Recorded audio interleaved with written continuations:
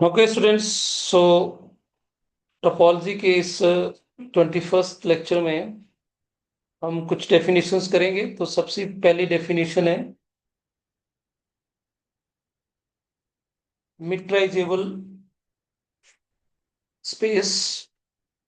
So a meterizable space is a topological space X with the property that there exists at least one metric on X whose class of generated open sets is precisely the given topology.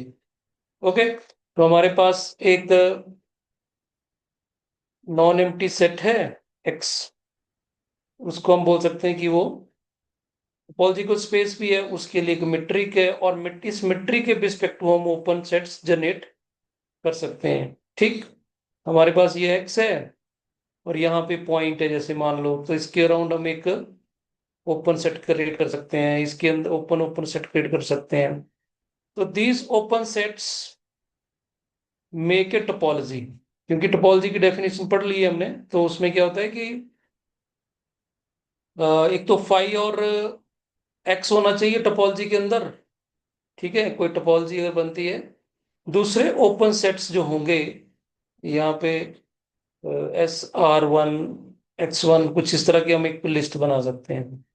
तो उसमें arbitrary union we T के अंदर होना चाहिए और finite intersection we T के अंदर होना चाहिए, तो उसको टोपोलॉजी बोलते हैं।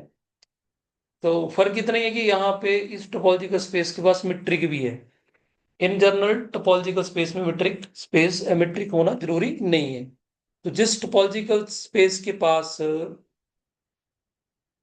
मीट्रिक होगी उसको मीटराइजेबल स्पेस बोलेंगे, इतना सा काम है। ठीक, और ओपन सेट्स जैसे हम मीट्रिक स्पेस में डिनोट करते हैं वैसे हुए रहेंगे। Okay, next definition is relative relative topology. ये बहुत जगह यूज होने वाला है स्टूडेंट कंसेप्ट, तो इसको अपने दिमाग में रखना कि एक्स हमारे पास टोपोलॉजिकल स्पेस है। ये समझ आ रहा है स्टूडेंट, जब हम टोपोलॉजिकल स्पेस बोल रहे हैं, what this mean topological space? Topological space means X comma T. ठीक, T is nothing but it is a collection of subsets of X. इसमें एक्स भी होगा। क्लियर है सबको ये? Hello, yes, is it clear ना? Yes sir. तो X topological space बोल रहे हैं, इट मीन दैट उस एक्स के पास एक टोपोलॉजी बनेगी और एक सेट के पास इनफाइनाइट मैनी टोपोलॉजी स्पेसिस हो सकते हैं। वो डिपेंड करेगा एक्स के पास एलिमेंट कितने हैं। अगर एक्स फाइनाइट है तो थोड़ी सी फाइनाइट है तो फाइनाइट टोपोलॉजी बनेगी। अगर इनफाइनाइट है तो इनफाइनाइट टोपोलॉजीज बनेगी। ठीक, तो ऐसे ये टोपोलॉजिकल स्पेस है। अब ये आगे क्या दिया हुआ है कि वाई भी a non empty subset of x. तो मीन टू से दैट ये हमारे पास एक्स था और इसका हमने सबसेट ले लिया, ये इसका वाई है। ठीक, अब बाई का जो पार्ट है, इतना सा ये जो पार्ट है स्टूडेंट, क्या ये टोपोलॉजिकल स्पेस बनाएगा क्या? तो ये बना भी सकता है और नहीं भी बना सकता है। ठीक, क्योंकि X Y is by independently by की बात कर रहे हैं। ये एक्स है और वाई कैपिटल वाई, ये simply Y is subset of X. Don't know ये टोपोलॉजी बना रहा है कि नहीं बना रहा है independently, non with respect to X X. Otherwise with respect to X बोले तो टोपोलॉजी बना नहीं सकता। क्यों? क्योंकि वाई के अंदर एक जो वाई के जो सबसेट्स बनेंगे छोटे छोटे, उसको एक्स और फाइव अपने में कंटेन करना पड़ेगा। तो एक्स तो हो नहीं सकता उसके अंदर, क्योंकि एक्स तो इससे बाहर है। ठीक, ओके, ये क्लियर हो गया सिंपली। नाउ ये देखो, एक प्रॉब्लम डिस्कस किया, प्रॉब्लम 10, सेक्शन 10 का 7th problem, suggest a natural way of making Y into a topological space. तो ये नीचे देखो मैंने यहाँ पे मेंशन किया है प्रॉब्लम 10, सेक्शन 10 का 7 प्रॉब्लम किया था इस प्रॉब्लम को डिस्कस कर लेते हैं कि कैसे बनाते हैं। यहाँ पे क्या था, late Y be a subspace of a metric space X and let A be a A be a subset of metric space Y। तो यहाँ पे क्या था, एक हमारे पास, ये मैंने नीचे बनाया हुआ, ये देखो यहाँ पे ये अपना X आ गया, X के अंदर Y है, और Y के अंदर Y इसका सब स्पेस है, और Y के अंदर क्या है, A is subset of Y। ये Y के अंदर है A, ठीक है। अब इसमें क्या बोलता है, A is open set, A is open as a subset of Y। ये जो A है ये Y का ओपन सेट होगा। implied and implied by it is the intersection with Y of a set which is open in X। तो क्या बोल रहा है यहाँ पे कि ये जो A होगा ना स्टूडेंट, A ये ओपन कैसे बनेगा, Y का इंटरसेक्शन होगा X के एलिमेंट के साथ, intersection of a set which is open in X। तो यहां पे तो मैंने X ही लिख दिया, बट यहां पे X का एक सेट होना है ओपन। जैसे मान लो ये ये मान लेते हैं, देखो ये मान लिया मैंने, ये ठीक, ये बना लिया मैंने, ये बना लिया, ठीक, ये बना लिया। तो ये जो मैंने ग्रीन बना रहा हूं ये ओपन सेट है X के अंदर, ठीक। और बाई और एक्स की जो, बाई और उन एलिमेंट की जो इंटरसेक्शन है, इसको x1 बोल सकते हैं, ठीक, उससे ए जनरेट होगा। क्लियर। तो क्या लिखा, इट इज, इट इज मतलब A is the intersection with y of a set which is open in x। Clear हुई बात। इसको मैं एक और फिर वेन डायग्राम से करके एक्सप्लेन कर देता हूं। बोलने का मतलब है स्टूडेंट कि हमारे पास ये ये हमारे पास x है, और ये हमारा y है, ठीक है। और y के अंदर a है, ठीक, y के अंदर a है, ये ले लिया मैंने a, और ये y है।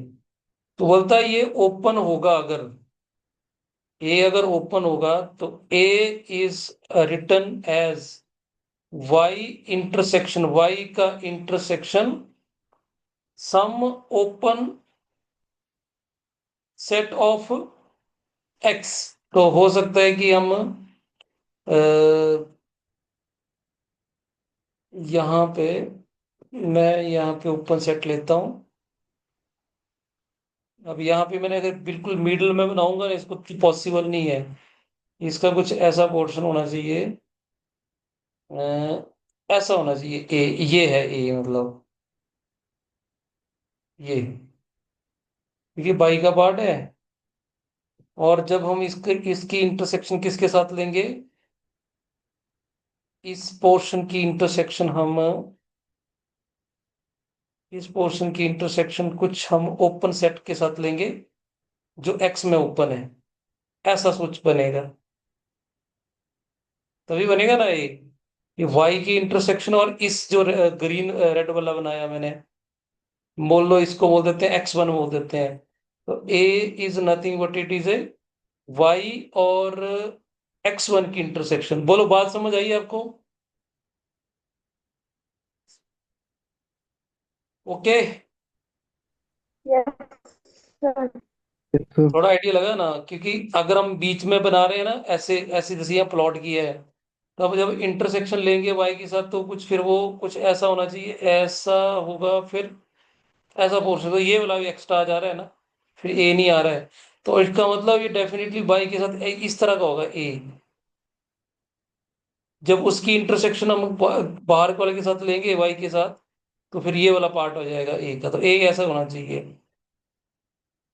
अब मैं विजुलाइज कर रहा हूँ क्योंकि यहाँ पे तो कुछ ऐसा है नहीं, तो हमने समझने के लिए कुछ ना कुछ तो विजुलाइज करना पड़ेगा। Got my point?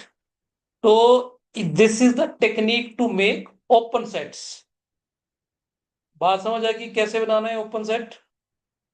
वाई के अंदर ओपन सेट कैसे बनाना है? वाई का इंटरसेक्शन लेना हमने, वाई का, ये वाई है, वाई का इंटरसेक्शन लेना हमने एक्स के ओपन सेट के साथ। ये वाई है और ये x1 है और ये x1 के अंदर है, तो ये वाला जो इंटरसेक्शन पार्ट आया ना, ये एक ओपन सेट बन गया।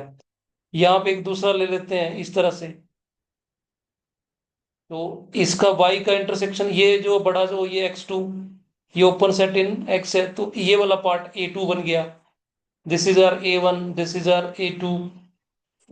अब क्लियरिटी हुई कि थोड़ा कुछ और एक्सप्लेन किया जाए? क्लियर है? Yes, sir. So this is the way to generate open sets in relative topology. Okay? So अब देखो इसको डेफिनेशन को करते हैं। X be a topological space, let Y be a non-empty subset of X. The relative topology of Y is defined to be class of all intersections with Y of open sets in X। बात समझ आ गई? जैसे मैंने यहाँ पे दो बनाए, एक A1 बनाया, एक एक A1 बनाया, एक A2 बन गया, ये दो बने। इस तरह से लिस्ट बहुत बड़ी बनेगी। ठीक। सो open set in X and Y is equipped with with its relative topology, and it is called subspace of X। जो ये when Y is equipped with its relative topology, it is called a subspace of X। थोड़ा एक चीज और इसमें clear करने वाली जरूरी है कि स्टूडेंट, जब हम यहाँ पे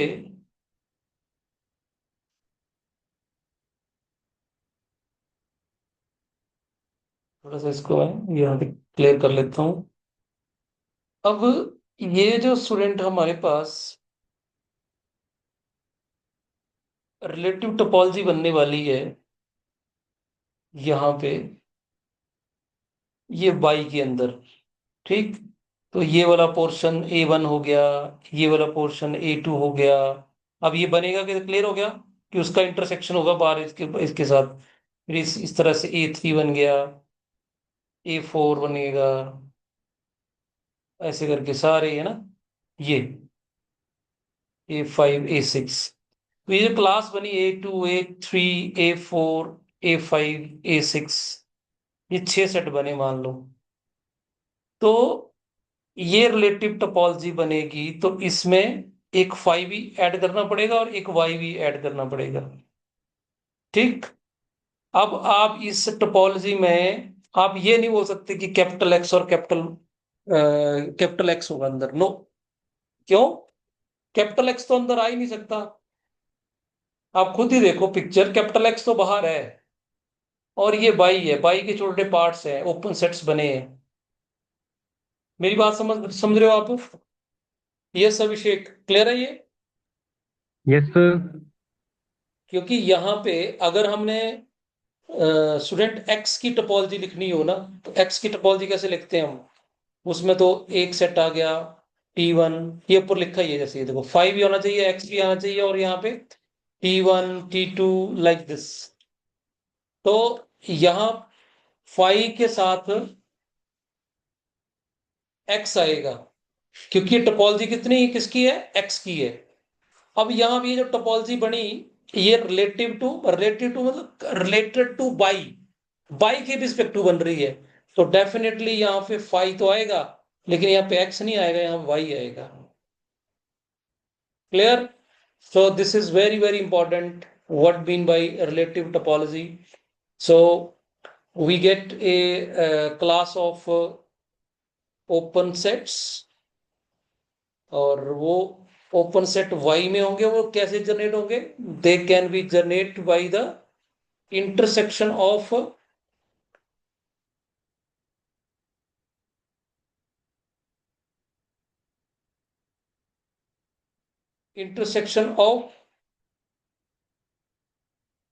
that portion with open sets in x. ठीक. ओके. तो ये हो गया y का इंटरसेक्शन लेके हमने जब पोर्शन, जैसे ये आपको मैंने क्लियर किया कि जैसे ये y है, y का ये पोर्शन इसके साथ लिया तो एक ये बन गया, दूसरा ये बन गया. तो ये जैसे बन गया तो एक हम यहाँ पे एक सेट और ले लेंगे ऐसे, तो ये A3 बन जाएगा लाइक दिस. चलो एनी हाउ, आपको ये समझ आ गया. वह बीच में जब आएगा तो डिस्कस करेंगे. Now next definition is, let x be a topological space and y be a mapping of x into y. Clear होगी? ये तो क्लियर है. हमारे पास एक टोपोलॉजी, दोनों डोमेन भी और कोडोमेन भी. ये हमारे पास x to y, ये भी टोपोलॉजिकल स्पेस है, ये भी टोपोलॉजिकल स्पेस है. इसका मतलब क्या होगा? x कॉमा t होगा. यहाँ पे t टोपोलॉजी ऑन x होगी, इधर भी होगा टी लिख लेते हैं यहाँ पे भी. तो ये बाई की टोपोलॉजी होगी. ठीक, दोनों अलग अलग है, कोई एक दूसरे का कोई लेना देना नहीं है. ठीक, ये नहीं बोल सकते कि एक्स बाई का सबसेट है, वाई एक्स का सबसेट है. No, they are different topologies, topological spaces. f is mapping from x to y, so f is called continuous mapping. आप f को continuous mapping बोलेंगे अगर f inverse g is open in x whenever g is open in y. ये student वही definition आ गई जो हमने metric space में पढ़ी.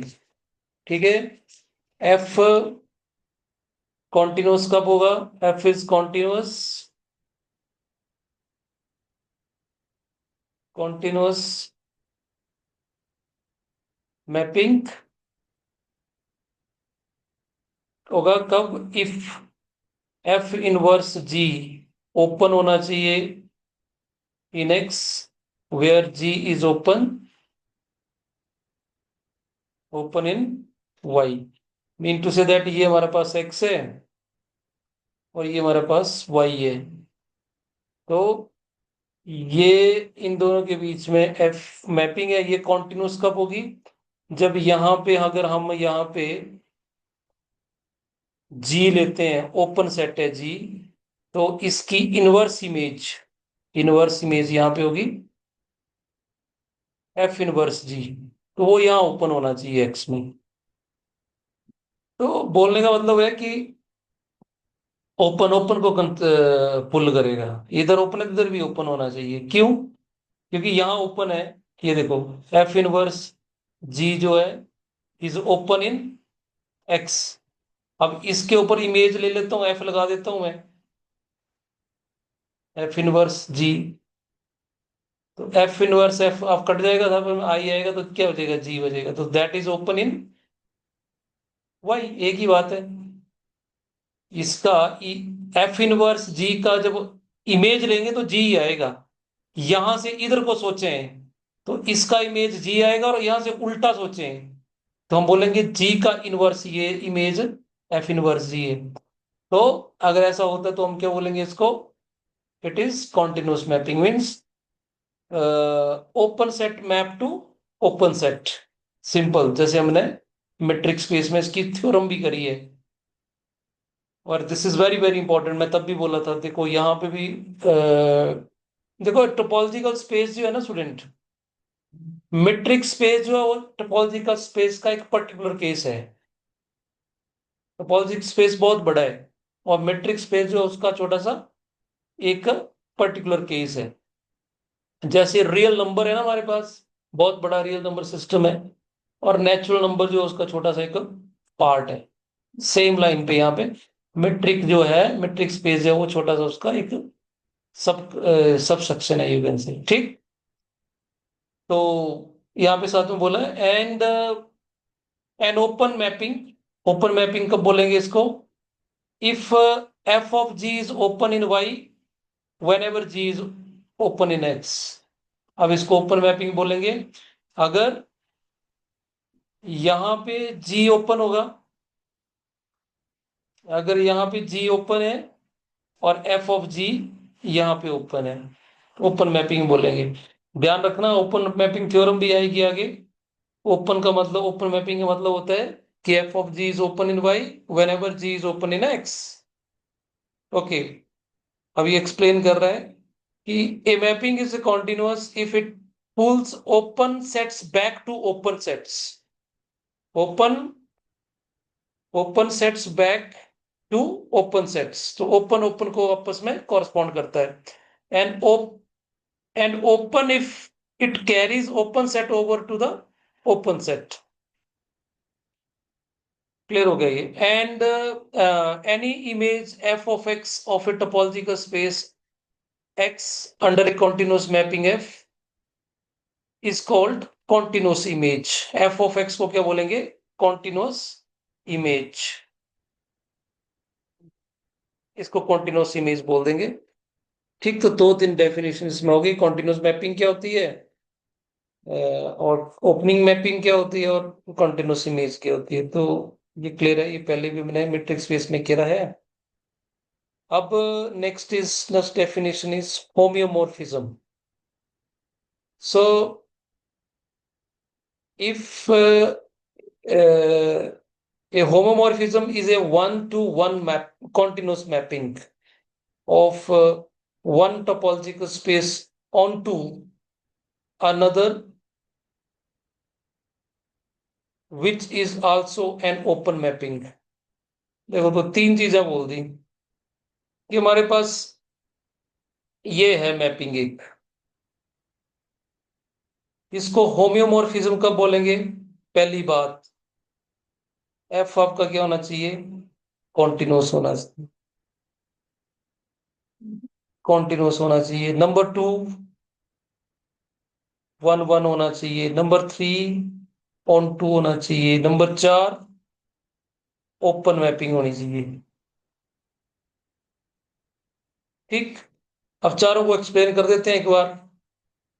चारों का मतलब ये है कि स्टूडेंट, अगर मेरे पास ये एक्स है और ये वाई है, कॉन्टिन्यूस का मतलब समझ आ गया आपको? कॉन्टिन्यूस का मतलब है कि अगर हम यहाँ पे जी ओपन लेते हैं तो एफ इनवर्स जी यहाँ पे ओपन होना चाहिए, तो इसको बोलेंगे continuous.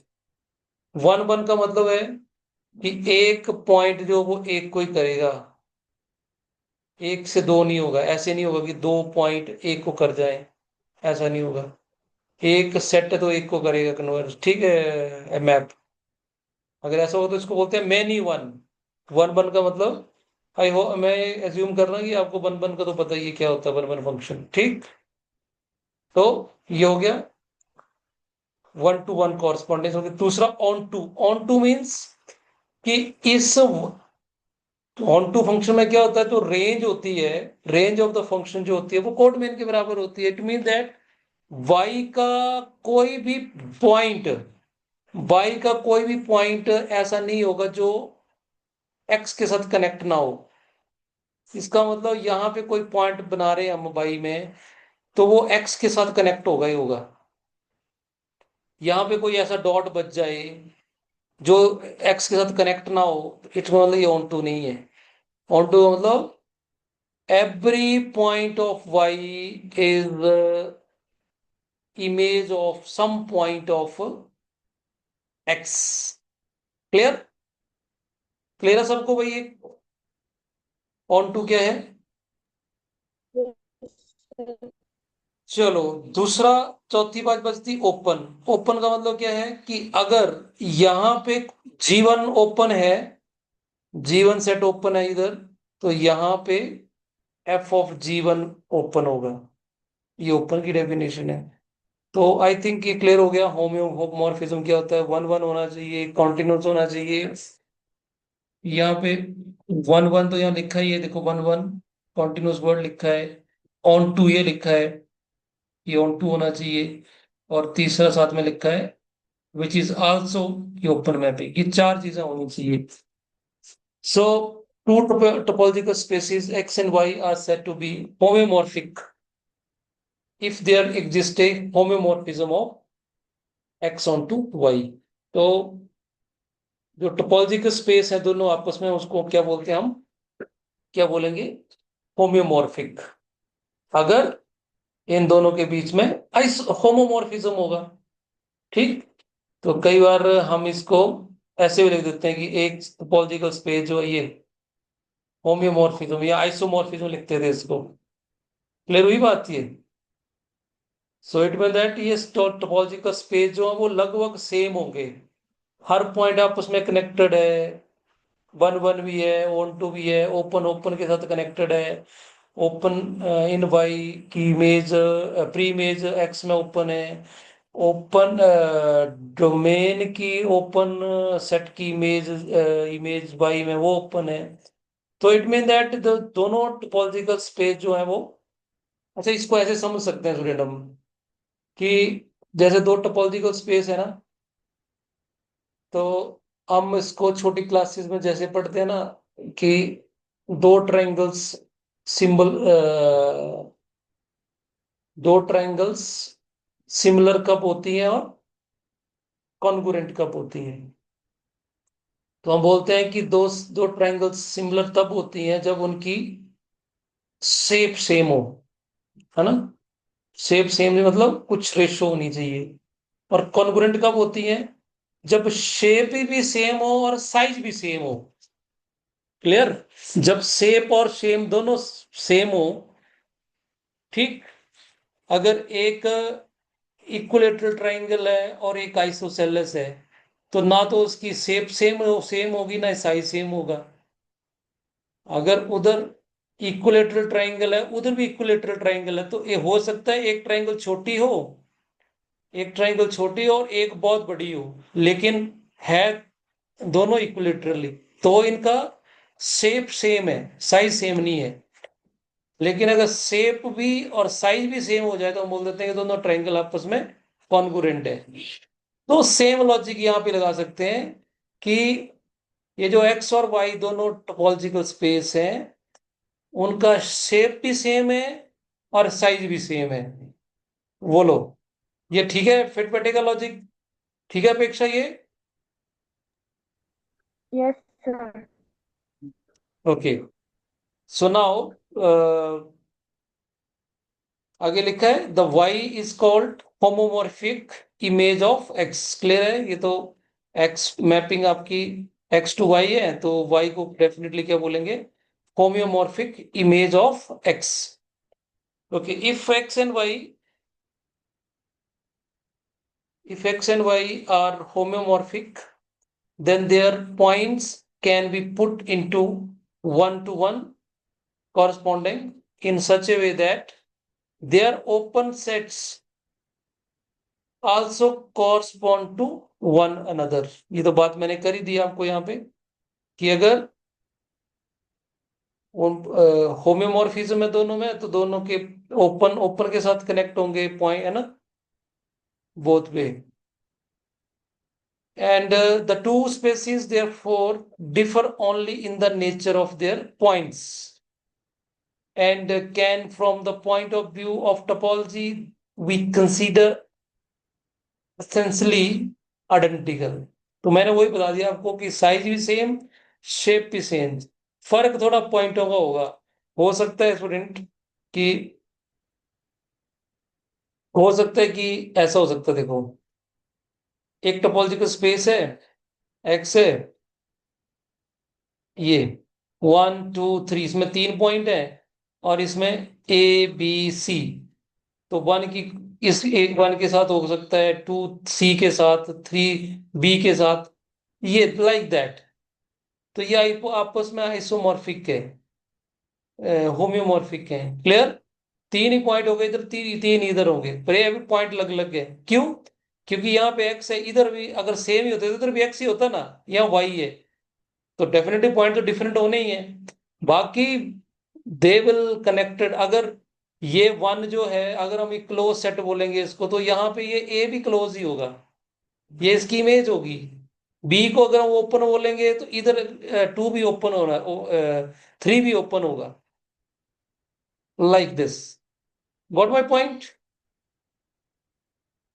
Okay, so this is the some definitions, आप इनको गो थ्रू हो ना, फिर भी कोई डाउट होगा तो आप पूछ सकते हैं। ओके, एक क्वेश्चंस करते हैं, देखो। अगर हमारे पास दो टोपोलॉजीज हैं, T1 and T2, we two topologies on a non-empty set X। X के ऊपर आपको पहले बोला कि बहुत ज्यादा टोपोलॉजीज हो सकती हैं, तो दो टोपोलॉजीज ले ली, तो आप शो करो कि उनका इंटरसेक्शन भी क्या होगा, टोपोलॉजी होगी। ठीक, तो ये वही क्वेश्चन होगा जैसे छोटी क्लासेस में पढ़ते हैं कि अगर H सब ग्रुप है G का, K सब ग्रुप है G का, तो प्रूव करो H इंटरसेक्शन K भी सब ग्रुप होगा G का। Same logic. तो पहले तो देखो टोपोलॉजी की डेफिनेशन लिख दी मैंने। A collection T of subsets of X is a topology on X is satisfy, तीन ही कंडीशन सेटिस्फाई होनी चाहिए। फाई और एक्स टी में होना चाहिए, T is closed under arbitrary union, and T is closed under finite intersection. ठीक, तो T1 और T2 पहले टोपोलॉजी दी है, तो हमें प्रूव करना है पहले स्टेप में कि फाई और एक्स जो है वो T1 इंटरसेक्शन T2 में होना चाहिए, क्योंकि T1 इंटरसेक्शन T2 को हमने टोपोलॉजिकल स्पेस प्रूव करना है। तो T1 T2 both are topology, तो देन तो फाई ऑफ एक्स, फाई और एक्स T1 के अंदर भी होगा और फाई और एक्स T2 के अंदर भी होगा, बिकॉज दोनों टोपोलॉजीज हैं। तो अगर ये दोनों में है तो डेफिनेटली फाई और एक्स इनकी इंटरसेक्शन में भी आएगा, तो पहला स्टेप तो हो गया। ठीक, पहला स्टेप हो गया कि phi and X belongs to T1 ये इंटरसेक्शन T2। अब दूसरा, क्लोजर अंडर आर्बिट्रेरी यूनियन। तो यहां पे क्लास ले ली हमने, अल्फा, यू अल्फा और अल्फा बिलोंग्स टू ए, या ए लिख देते हैं, कई बार ऐसे भी लिख देते हैं इसको, U alpha and alpha belongs to capital lambda. ठीक, क्योंकि आर्बिट्रेरी है ना, आर्बिट्रेरी जब हम लिखते हैं ना स्टूडेंट, तो वो काउंटेबल नहीं होते यूरेंसिल। ठीक, तो that's why it is a family of sets in this. तो T1 इंटरसेक्शन T2 के अंदर मैं ये पॉइंट ले लिया। अब हमें ये प्रूव करना पड़ेगा स्टूडेंट कि इनका आर्बिट्रेरी यूनियन अल्फा जो यूनियन होगा, अब यू और इसमें थोड़ा कंफ्यूजन होगा, कैपिटल यू और यहाँ पे थोड़ा ये यू अल्फा, इनका वो भी क्या होना चाहिए, टी इंटरसेक्शन T2 में होना चाहिए।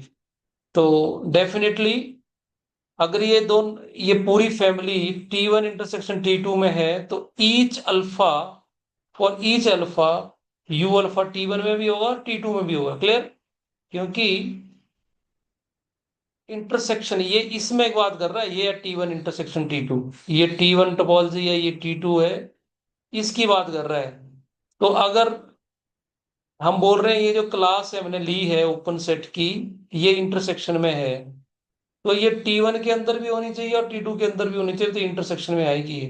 तो हर अल्फा के लिए, मतलब U1 U2 U3 सो जितने भी होंगे सारे T1 में भी होंगे और वो T2 में भी होंगे।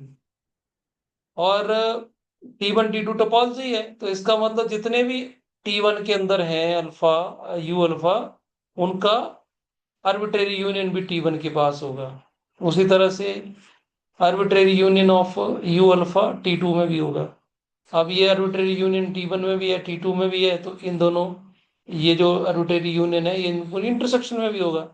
तो सेकंड स्टेप भी प्रूव हो गया। और थर्ड स्टेप में तो फाइनाइट इंटरसेक्शन होती है, तो ज्यादा यू अल्फा लेने की जरूरत नहीं है, दो ही एलिमेंट ले लो। तो यहाँ पे हमने दो एलिमेंट ले लिए, एक U1 यू और एक बी, यू और B belongs to T1 intersection T2। तो हमें प्रूव क्या करना है कि इन दोनों की इंटरसेक्शन यू इंटरसेक्शन बी भी T1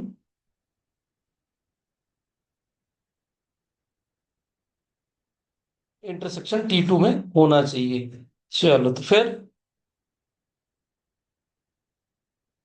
तो यहाँ पे इंटरसेक्शन को बिलोंग कर रहा है तो दोनों T1 में भी होंगे और T2 में भी होंगे। और टोपोलॉजीज हैं तो इन दोनों का इंटरसेक्शन T1 में भी होगा, T2 में भी होगा। ये तो सिंपल है। सो तीसरा भी हो गया। तो एक ये देखो, एक और क्वेश्चन है इसमें कि let X be a non-empty set considering the class of a subset of X consisting of empty set phi and all the sets whose complements are countable. Is this topology? वो set लेना है जिनका complement जो होगा वो countable हो। ये तभी होगा स्टूडेंट जब सेट खुद क्या होना चाहिए, अनकाउंटेबल। अगर जैसे मैं कोई सेट जैसे अपना रियल नंबर है ना, तो रियल नंबर क्या है, अनकाउंटेबल है, इट इज अनकाउंटेबल। अब रियल नंबर से अगर हम या रियल नंबर छोड़ो, अपने जो रैशनल नंबर तो काउंटेबल होते हैं, इररेशनल नंबर्स, इररेशनल जो है वो अनकाउंटेबल है, सेट ऑफ इररेशनल। तो आर से अगर इररेशनल माइनस कर दें, आर माइनस आर से हमने इररेशनल नंबर्स माइनस कर दिए, तो क्या बचेंगे, रैशनल बचेंगे, और रैशनल काउंटेबल होते हैं। ऐसी ऐसी सिचुएशन है यहाँ पे कि कोई सेट है उसका कॉम्प्लीमेंट काउंटेबल है, वो सेट्स हैं। तो बताओ ये टोपोलॉजी होगी कि नहीं होगी।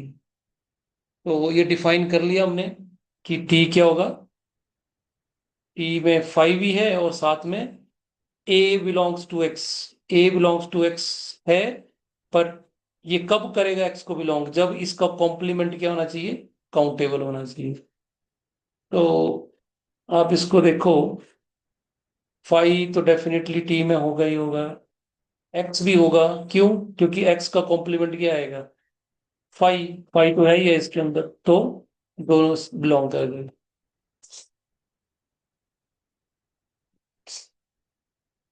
और भी लेके गई, और ये हमने क्लास ले ली यू अल्फा, और alpha belongs to capital lambda. So arbitrary ले ली ओपन सेट्स की इन टी। तो अगर टी के अंदर है तो डेफिनेटली इनका कॉम्प्लीमेंट क्या होगा, काउंटेबल होना चाहिए। दो केस हैं कि या तो यू ए अल्फा अपना फाई होगा या इसका कॉम्प्लीमेंट काउंटेबल होगा। तो ये इंटरसेक्शन हमने हमने प्रूव करना है कि इसका इसको कल करते हैं ना, अभी हमारा ब्रेक होने वाला है ये लिंक, तो इसको कल डिस्कस करेंगे। ठीक है, ठीक है स्टूडेंट्स। Yes, sir. Yes, अब sir. कोई